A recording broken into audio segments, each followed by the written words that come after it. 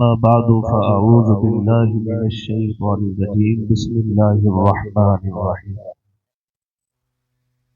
ثاني اثنين إذ هما في الغار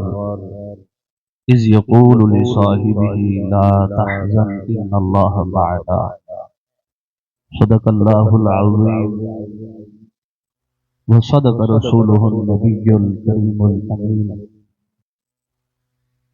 إن الله وملائكته يصلون على النبي يا أيها الذين آمنوا صلوا عليه وسلموا تسليما اللهم صل على سيدنا ومولانا محمد وبارك وسلم الصلاة والسلام عليك يا سيدي يا رسول الله الصلاة والسلام عليك يا سيدي يا حبيب الله وعلى آلك وأصحابك يا سيدي يا خاتم النبيين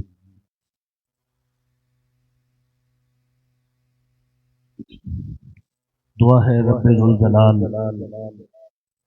کلمات حق کو میری زبان پر جاری فرمائے اور بالخصوص رب ذوالجلال اس ادارے کو تا ابد قائم و دائم فرمائے، جملہ معاونین اور جملہ انتظامیہ اور بالخصوص استاذ العلماء جامع المعقول والمنقول سند المدرسین عمدۃ المحققین حضرت علامہ مولانا مفتی محمد عبد الغفور سعیدی صاحب دامت فیوضہم، رب ذوالجلال آپ کو ترازی عمر بالخیر عطا فرمائے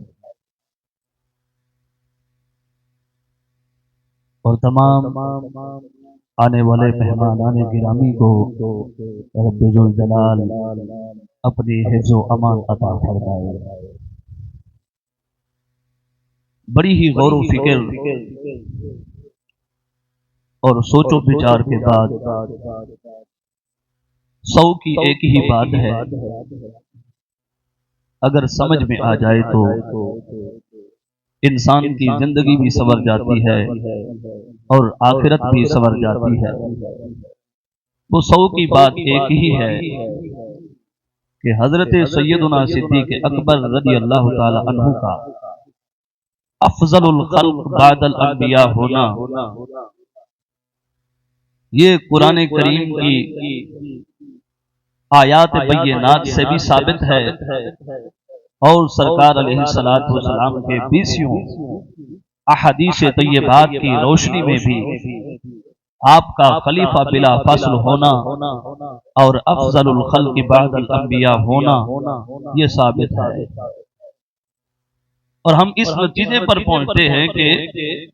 حضور نبی اکرم نور مجسم صلی اللہ علیہ وسلم کی بارگاہ میں حضرت سیدنا صدیق اکبر کا جو مرتبہ اور مقام ہے وہ تمام صحابہ کرام سے زیادہ کیوں ہے،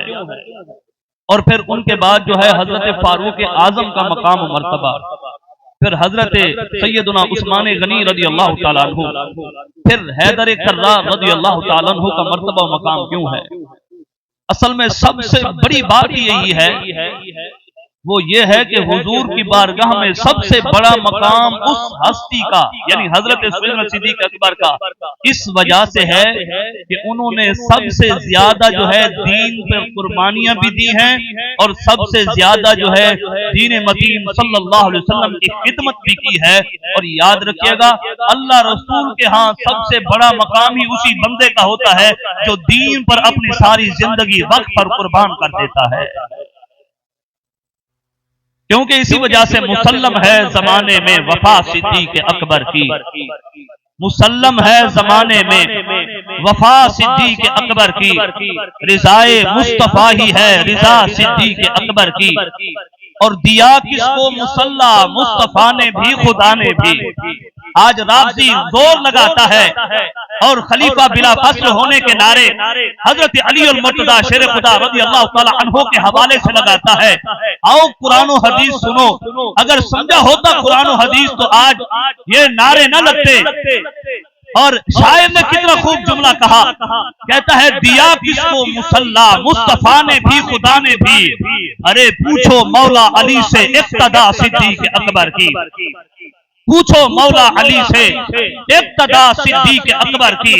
اور نہیں مجھ کو تعجب رافضی کی بے حیائی پر، نہیں مجھ کو تعجب رافضی کی بے حیائی پر، کیونکہ فقط مومن کو ہوتی ہے حیا صدیق اکبر کی، فقط مومن کو ہوتی ہے حیا صدیق اکبر کی۔ اور حضرت سیدنا صدیق اکبر رضی اللہ تعالی عنہ جب حضرت غار میں تشریف لے گئے نا تو سارے سوراخ تو بند کر دیے، ایک ہی سوراخ کے اندر اپنی ایڑی رکھ لی، اور بعض خطباء بیان کرتے ہوئے یہ جملہ بولتے ہیں کہ جی وہ جو سانپ نے ڈسا اس درد کی شدت کی وجہ سے ہو آپ رونے لگے۔ میں نے کہا وہ درد کی شدت نہیں تھی، درد کی شدت کی وجہ سے حضرت سیدنا صدیق اکبر بالکل نہیں روئے۔ ذرا پیچھے چلیے، حضرت یوسف علی نبینا علیہ السلام کے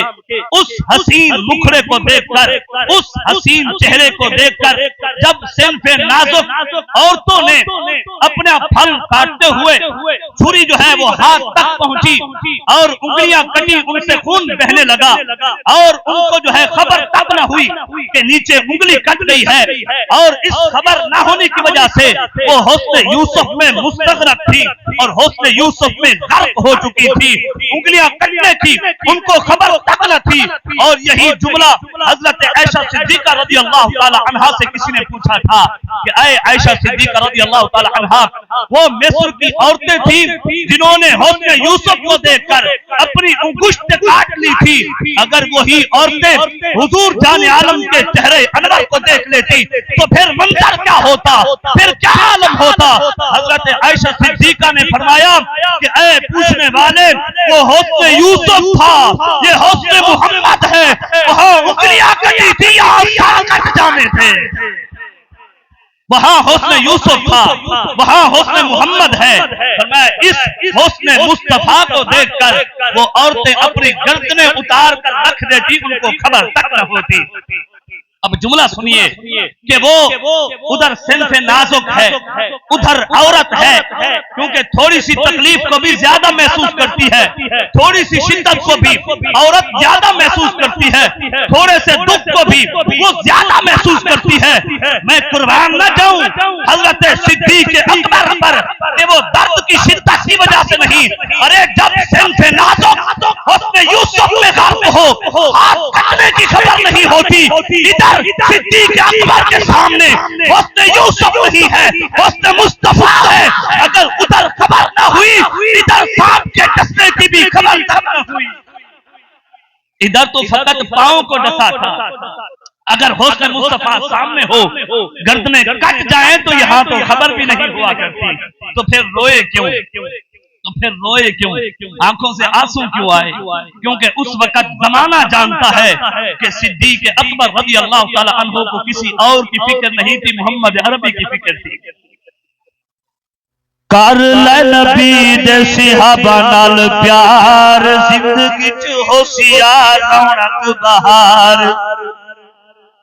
کر لے نبی دے صحابہ نال پیار، زندگی چ ہوشیار رونق بہار۔ جو اپنی زندگی میں رونقیں لانا چاہتا ہے وہ صحابہ کا ذکر کرے، کیونکہ کر لے نبی دے صحابہ نال پیار، زندگی چ ہوشیار رونق بہار۔ او کر لے نبی دے صحابہ نال پیار، زندگی چ ہوشیار رونق بہار۔ وہ جن گھر بار سب دین تو لٹایا ہے، انہیں کہنے حق بی بی فاطمہ نہ کھایا ہے۔ جس نے سوئی تک بھی گھر نہ چھوڑی، سب کچھ حضور کی بارگاہ میں قربان کر دیا۔ قربان نہ جاؤں حضرت صدیق اکبر پر۔ ایک بندہ مجھے کہنے لگا جمعہ کے بعد، کہتا ہے سید جو ہے وہ شان صدیق اکبر بیان نہیں کرتا۔ میں نے کہا سید ہوتا بھی وہی ہے جو شان صدیق اکبر بیان کرے، میں اس کو سید مانتا ہی نہیں ہوں۔ جس صدیق اکبر کی محبت کا قائل نہ ہو وہ سید ہے ہی نہیں، جو ان کے خلیفہ بلا فاصل ہونے کا قائل نہ ہو۔ ارے سنی کا عقیدہ اور ایمان جو ہے قرآن و حدیث کے مطابق ہے، تابعین سے ثابت ہے کہ صدیق اکبر ہی خلیفہ بلا فاصل ثابت ہوئے ہیں۔ کر لے نبی دے صحابہ نال پیار زندگی چ ہوشیار رونق بہار او جن گھر بار سب دین تو لٹایا ہے انہیں کیویں حق بی بی فاطمہ دا کھایا ہے وہ بندہ بڑے بھنگی ایویں چولا نہ مار کر لے نبی دے صحابہ نال پیار وہ بندہ بڑے بھنگی ایویں چولا نہ مار کر لے نبی دے صحابہ نال پیار